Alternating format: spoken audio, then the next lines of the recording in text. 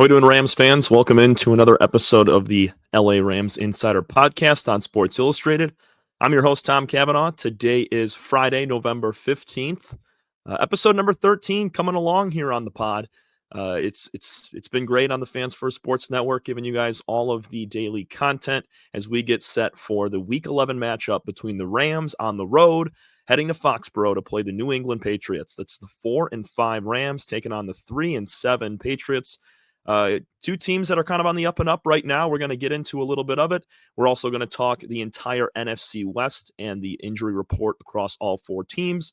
And then we're going to look at a few comments from coordinators and key players from earlier this week from the Rams organization. You can follow myself, Tom Cavanaugh, on Twitter/X at TCav30. And then also head over to our insider page on both Facebook and Twitter/X at Rams Insider on SI. And then if you want it straight from the source, just type in your search bar Los Angeles Rams on SI or Rams Sports Illustrated, and you'll be able to get all of our content that we post daily. Dozens of stories coming out per week from all of our great writers. So first, we'll start on the injury report trail here, talking about all four teams. We'll start with the Rams and then kind of trickle down through the ranks when it comes to standings. One team is on a bye, and then another two for this division are going to be squaring up against each other. So first for the Rams, they have four guys right now that did not play in Thursday's practice, two on the offensive side, two defensively, and then they got about a couple others that were limited participants in practice on Thursday. Probably going to play those limited guys. We will keep you updated as the week goes on as we inch closer to Sunday.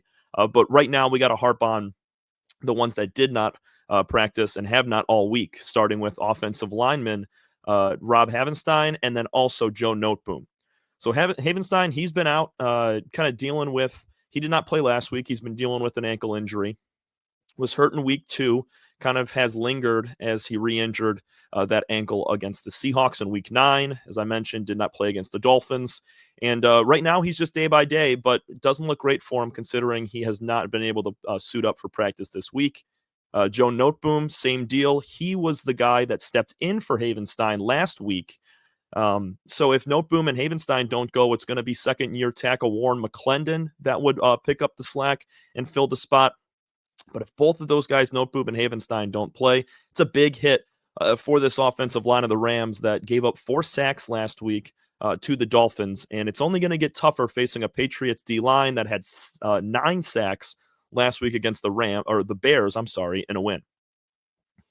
When you look at the other two guys on the defensive side of the ball, you got Neville Gallimore. He's a nose tackle. He injured his neck. Hasn't played since week 7 against the Raiders. That's when he injured it, so he's been out the last 3 weeks. But he is probably one of the best players on the defensive line for the Rams, and him being out will play a role as well. Undrafted rookie Charles Woods. He also has an ankle injury. 3 guys right now dealing with ankles on the Rams injury report. And Woods hasn't played a ton this year. He's had limited snaps, but another guy that's, a young defender. He's a cornerback that could play a role. I mean, we've seen Cam Kinchins do it. Jalen McCullough, he's another undrafted rookie that's made a splash this year. So Woods, they'd like to see him in the lineup. We will get you more information, but it does not look good since he has not been able to practice at all this week. Looking at the limited participants for the Rams, you got second-year outside linebacker Byron Young. He had a knee issue. His practice both days this week. Cam Curl, he's been a full participant every day this week. He is a safety with a knee injury as well. Kobe Turner, second-year defensive end. He was a limited participant on Thursday. Same thing with Quentin Lake, the safety, and Josh Wallace, another cornerback with a hip injury. By the way, Quentin Lake with a groin. All those guys seemingly will play on Sunday, considering this is a must-win game for the Rams. They got to get back to 500, draw closer within the NFC West standings, and then also try to make a playoff push similar to what they did last year. They were 3-6 at this point of the year, so a little bit better with an extra win and one less loss. But they ripped off 7 wins in 8 games to finish out the season, and the Rams snuck in to play the Lions in the first round of the wild card. So these Rams need to be able to be as healthy as possible down the stretch to make that run. Moving on to the Arizona Cardinals, who stand atop the division. Currently, The Cards, I mean, they don't have many guys out, but also they're getting healthier because they're on a bye week. So this is the only team that's not playing in the NFC West this week. When you look back at their Week 10 injury report, they only had one guy in Darius Robinson, a defensive lineman. He had a calf issue and was out for that game. But besides him, you had a couple questionable guys in Jonah Williams and Jalen Thompson, the offensive lineman, Jonah Williams, and the safety Thompson. They'll probably play next week against the Seattle Seahawks. That's a divisional game with big implications. So right now, Cardinals only getting healthier and playing great football. Don't need to spend a ton of time on them considering they are not squaring off this week. We move on to the second place team in the 5-4 San Francisco 49ers. They do have a couple noticeable injuries right now that could, really, really play a role in this game against the Seahawks this week. It's going to be Niners, Seahawks. A win for the Niners puts them at 6-4, tied for first place in the division. And a win for the Seahawks, if they're able to get it done and upset the Niners, who are only getting healthier, they would be 5-5. That's where the Rams are hoping to be at the end of this week as well. So to start, Nick Bosa, he is the top name leading this injury report right now. Has not played all week. He's dealing with a hip injury. He has been healthy all year long, playing in all 9 games. But one of the best pass rushers in the NFL. If he doesn't play, that's a big, big hit to the Niners' defensive line and the pressure that they will get on Geno Smith. Another guy is Charvarius Ward. He is a cornerback dealing with a personal matter right now. He has not played the last couple days in practice. It's going to be telling if he plays or not. Obviously, personal matters, never want to speculate on those, but right now he is on that report with that specification. And he's a key piece. They just signed Diamador Lenore to a long-term deal, did the Niners. So, having Ward out there with him, it makes him one of the best pass defenses in the league. But something to keep an eye out in the aspect of Charvarius Ward, Kevin Givens, he is a defensive lineman with a groin issue. He is not played at all this week as well. Likely will not again this week. And then a couple other guys, Mitch Wishnowsky, a punter with a back injury. He'll probably be out this week again, has not played all week. And then Trent Williams, he is listed on this injury report, has not practiced, but it says not injury related resting player. So, and a guy like Trent Williams, you got to keep him as healthy as possible because considering he's your best offensive lineman, probably the best besides Penei Sewell in the NFL.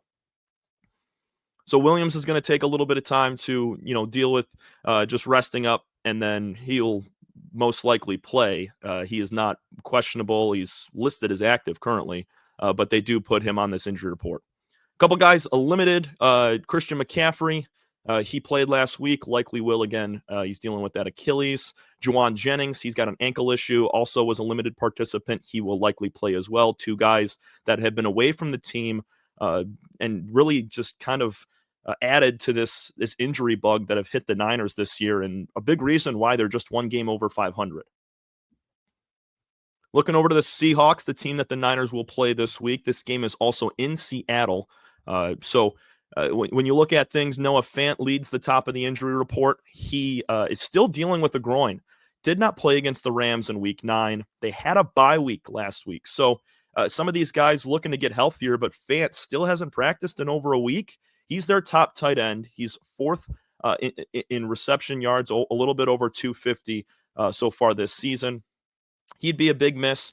A.J. Barner, the rookie out of Michigan, would step into that role. He's had a few nice games this year. Another tight end is on this injury report that hasn't practiced, in Brady Russell. So those 2 guys are down.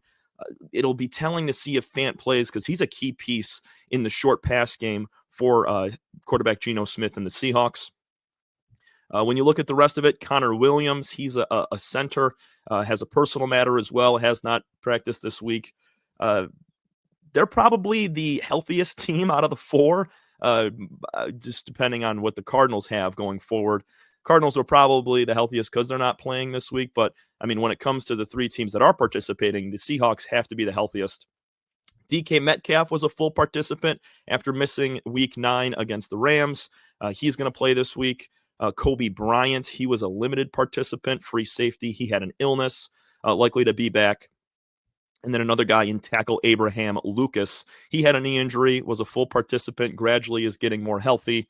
So this Seahawks team going to put their best foot forward. Hopefully for them, Noah Fant plays to kind of give that Niners defense a little struggle.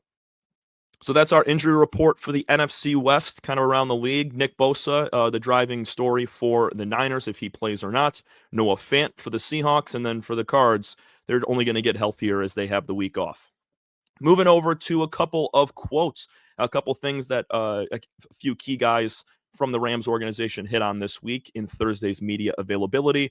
We're going to start on the offensive side of the ball with Mike LaFleur. And he had a lot to say, talked about a few different things, but two things I want to hone in on are improving the run game. He spoke about that and getting Kyren Williams going, and then also this defensive line for the Patriots that racked up 9 sacks last week. So for Williams, he got off to one of the hottest starts of the year, scored a rushing touchdown in each of his first 6 games. He has not scored in the past 3. So they really want to get him going. He's coming off one of his worst games of the year, which not terrible. He had 15 carries for 62 yards last week against the Dolphins.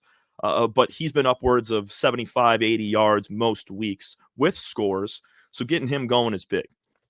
Just a little nugget from what LaFleur said. He said, I think Kyren is battling, again, within all facets of offense, but particularly the run game. It takes all 11 players.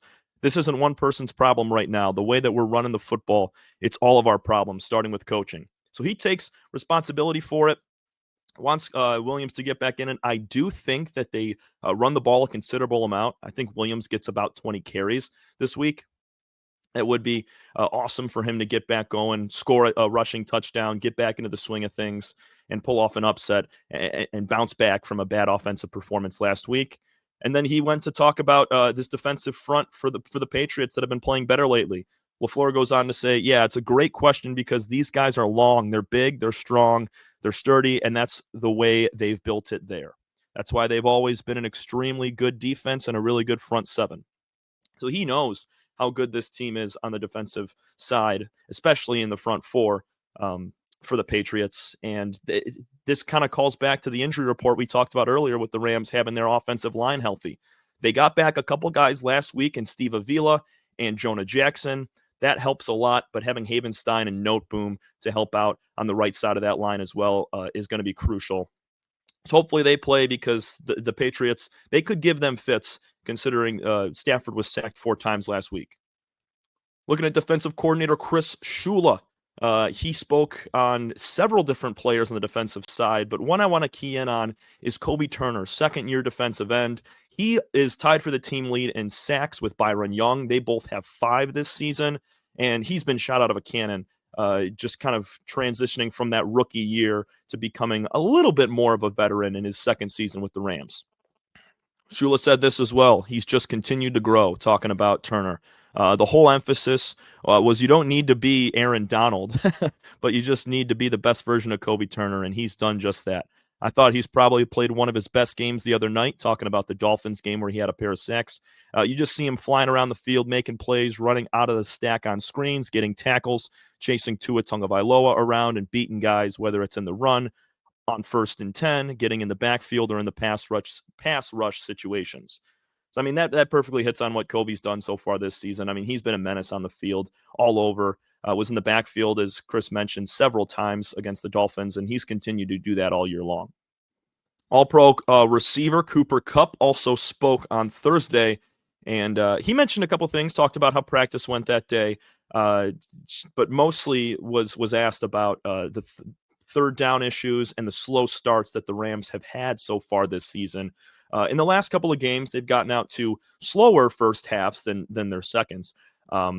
And last week, it was a 3 for 12 third down conversion night, probably the flattest that the Rams have played on offense all season long, and they're looking to correct that quickly. Kupp said, everyone just has to do a better job. Everyone has to do a better job honing into the details. The razor-thin margins that we operate on as one mistake here can get you off the field. Just a little bit of an emphasis for everyone across the board there. So just kind of talking about it takes all 11 guys. Back to what offensive coordinator Mike LaFleur said earlier. And there were some tip passes last week that led to a couple of turnovers. uh, Stafford really didn't play terrible. He was pressured often, and I guess that, I mean, when you play the fourth best pass defense from the Dolphins, you're going to see some struggles.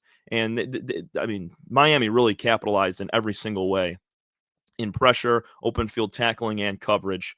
So Kupp, I mean, he's looking to see a better week from the Rams this week. Their offense, he's going to be an integral piece of that. Even in a terrible game offensively, to be frank, I mean, he still had 7 catches for 80 yards. His wide receiver counterpart, Puka Nacua, he had 9 catches for 98 yards. So I can see those guys once again having big games and hopefully are able to get into the end zone this week, as they were unable to score 6 last week against Miami. That's going to do it for us here on the Los Angeles Rams Insider Podcast on Sports Illustrated. I'm your host, Tom Cavanaugh. You can follow me at TCAV30 on Twitter/X. And that's your full NFC West injury report ahead of Week 11 as the Rams take on the New England Patriots on the road. The Niners will play the Seahawks in a divisional bout at Lumen Field in Seattle, and the Cardinals will be resting up this week. Thanks so much, everybody, for listening. We will see you again tomorrow as we continue to prep for this Week 11 matchup.